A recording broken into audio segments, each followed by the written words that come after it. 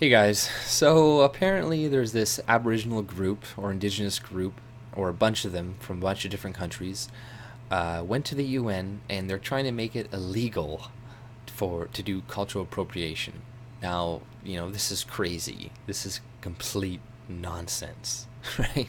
You know, I understand that it's offensive to see people wearing, garb or spiritual garb in your culture and, what your ancestors wore or whatever. Like, I understand that can be offensive. But do you really want to make it illegal for people to, like, freely express themselves? That this is a slippery slope. Like, I don't think these people want to move down this road, right?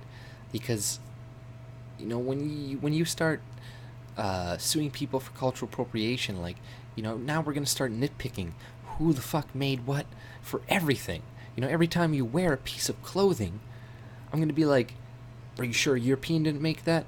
Are you sure this person didn't make this? Because if they did, you can't wear this because you might be appropriating their culture, and I could probably sue you. So there's gonna be a lot less diversity going around, diversity of clothes or appearance, when you make these types of laws, because how are they really going to be applied, right? Like, who's gonna sue who? Is it just gonna be some random Aboriginal guy who sees me, who gets offended and sues me? Or is it gonna be like a group of them? Can they all sue me one after the other because they all get offended, right? Like, I don't know. I'm not a lawyer. I don't know how this stuff works, but it doesn't make a lot of sense to me. And there are a lot of problems within the Aboriginal community, right? There are a lot of problems, especially in Canada here. There are many. So for them to be utilizing all their resources to be organizing all this shit for cultural appropriation because your feelings are hurt, or you want to make money off of somebody else's product that happens to use an Aboriginal name, like Navajo. It's like, oh no, now we want profits for that because you came up. It's like, what the fuck? Do you really want to go down that road? It's like, now what, Aboriginal people won't be able to name their stores, Miller or whatever, because that's not a Aboriginal name. Like, how are these laws going to be applied, right? First of all, I don't think this is gonna pass either way. It's just one of those things that people propose to the UN. Like, oh, a bunch of people propose shit to the UN all the time, and doesn't mean it's gonna pass or even get close to it. But there's obviously a lot of people, a lot of leftists there in the UN who would gladly, pass that shit because they're like, oh, this is gonna help them, and we're gonna stop these racists from culturally appropriating all these, oppressed people. But like I said before, it's like they could be utilizing their time, their money way better. Like, I just drove through a reserve not too long ago for work. Like, I do roofing and stuff out of town, so we're driving out of town and we go through a reserve. Now, this is what you see, right? It's pretty much, abandoned house, garbage everywhere. Next house, it's kind of fucked. Garbage everywhere. Abandoned house, garbage everywhere. House, garbage everywhere. Then one really nice house with a big yard, with 2 cars, 3 cars, quads, like 4-wheelers, whatever. And then it goes on. Shitty house, tons of garbage everywhere. Shitty house, and then nice house, and it keeps going on like this. And this has to do with the Aboriginals in Canada having complete control, or their chiefs having complete control of the money. See, what Canadians do, we just give them the money, and we're like, they're gonna cause a big stink about it if we try to direct the money, right? If we try to, hey, we'll put it towards your school, we'll clean the streets, whatever. Like, they make a big stink about it. It's like, no, we want to control it. But what happens is it gets funneled to the chiefs, who keep all of the money, who don't distribute it out, who are supposed to build homes, which they don't, and they usually pocket it for themselves, right? Now, there are many issues. Now, missing and murdered Aboriginal women, that's another issue. But it's not white men coming in the reserves and stealing, Aboriginal women. It's Aboriginal men killing Aboriginal women, right? And Aboriginal women happen to be more likely to be prostitutes, these types of things. So that yes, they're going to die more often because they're putting themselves in these situations, right? If if white people were doing the same things that they were doing, they would be dying as much, right?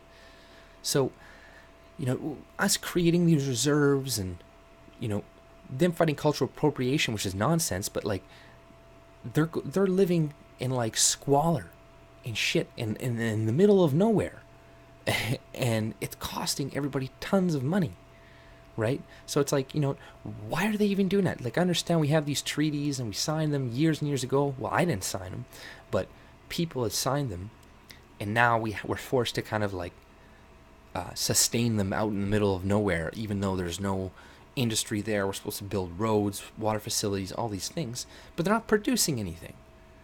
So it's just it's just money you're throwing in the hole, and it's not helping them either. Go to these places, look at the quality of the fucking shit around. It's horrible. It's fucking horrible. You wouldn't even believe it's Canada. So it's not the racist Canadians' fault why it's like this. It's because we're giving them all the money and expecting them to spend it wisely. So if Aboriginals really want to help themselves, instead of making laws to ban cultural appropriation so they can get more money coming in that they're going to spend shittily, I don't know, let the Canadian government, let your governments divert the money, and you're actually going to be helped a lot better. Like, that's just the fact of the matter. And tear up the treaties, bring them back into our communities, if anything, because it costs too much money to sustain people out in the middle of nowhere. It costs way too much money, and it cannot be sustained. And it doesn't help them. Their suicide rates are extremely high because you go out there, there's nothing. There's nothing, right? And the chiefs don't give a shit about their own people, and they're not going to spend their money correctly. So, maybe you guys should focus on this, focus on this instead of cultural appropriation. The little bit of money you might get in from the suing here and there is going to get thrown away. It's going to be used up, right? So stop wasting your time fighting a nonsense fucking cause like cultural appropriation. This is bullshit, right? Like, look at Katy Perry. She's apologizing left, right, and center, and it's not going to be good enough. What you got to realize with these types of people is no apology is going to be good enough. Sure, it's going to be fine for some of the just average people out there, but for the people attacking you now, for people attacking her now, their apology will never be good enough. Ever. And she should realize that now. Because, yeah, like, the more she comes out, oh, I'm white privilege, blah, blah, blah, it's not going to help her. It's not going to help her at all. She's already going to take a massive hit for this. So, fuck this cultural appropriation shit. Let people wear whatever the fuck they want to wear. And if you want to deal with issues, deal with your own fucking community and actually look at where the actual problems are, not fucking people offending you, right? It's usually where the money is being spent and how it's being spent. This is why your communities are shit, right? I'm sorry to say it, but that's why. So, deal with these issues instead of wasting your time. But if you like my content, subscribe and have a great day. See ya.